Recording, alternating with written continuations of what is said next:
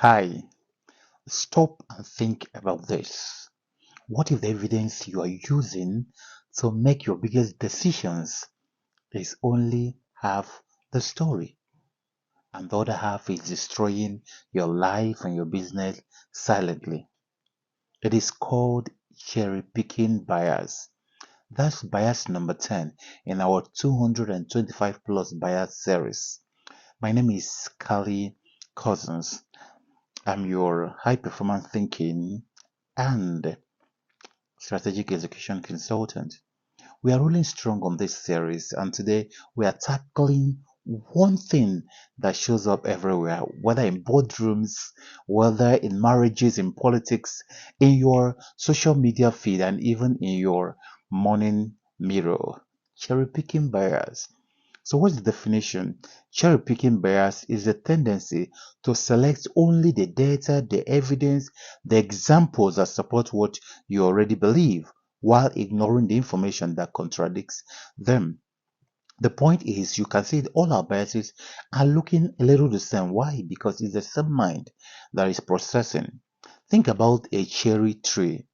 You woke up and you only pick the ripe, the red, the beautiful cherries. Let's say in Nigeria, talk of agbalumo or udara or any of those. Yes, you leave the unripe ones, you leave the rotten ones, you don't pick them. You walk away with a basket full with the perfect ones, the ones that look perfect, but it doesn't represent the whole tree. Now, that doesn't mean that the tree is totally bad. But that's exactly what our brain does with information. It goes to the tree of reality, picks only what looks good to its existing narrative, and then makes life altering decisions based on an incomplete basket. So, in businesses, you can see the examples. An entrepreneur wants to launch a new product. He runs a survey of 200 people. 140 said they wouldn't buy it because that's not what they want. 60 say they love it. Then he focuses on the 60. The same with staff members. 80% said this won't work. 20% say it will work. But the people that say it won't work are the people he doesn't really like. So he pitches investors using only those responses. He launches the product, the platform, the service. The market responds like the 140, not the 60, because that's reality. He loses his investment, his time, and his confidence. He didn't fail because the idea was terrible. He failed because not enough people wanted it. He failed because he cherry picked his way into a false sense of validation. So this happens with business partners. You want to work with someone, your gut says yes, you remember their one big success story. You ignore the three businesses they ran into the ground. You signed a deal. 6 months later, you are sitting across from a lawyer wondering how you missed the signs. You didn't miss the sign. You selected against seeing them. You cherry picked. The same in relationships. So you're in a relationship that isn't working, but you see, your friends have raised concerns. In fact, you even went to tell the person what your friend says. The patterns are there. But every time you think about leaving or having a hard conversation, your brain pulls up only the best moments. And you see, humans are funny. They don't like tough love. So you see, a lot of people leave good men and good women because they told them or they were telling them the truth in relationship. That man that will hold you accountable, that woman that will hold you accountable, that man that says you need to be more responsible, that woman that says you're wasting money, you need to become more reasonable. We all leave them thinking that you know you are too hard. I can't deal. You hear those words, I can't deal. So you remember the best moments, the vacation, the laughter, the good days, and in the other room. So you cherry pick the memories that justify staying comfortable and ignore the consistent evidence that sometimes needs to be discussed, that something needs to change.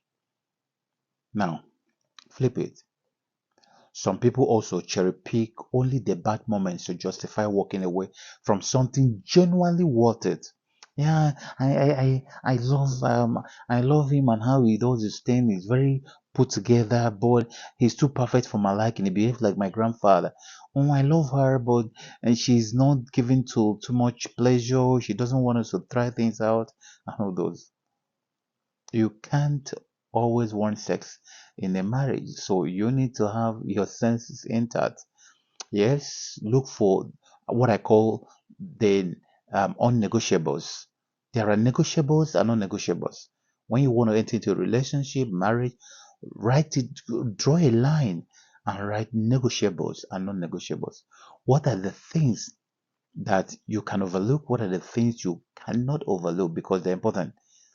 Myself, I can overlook beauty because at the long run, yeah, you can really eat beauty.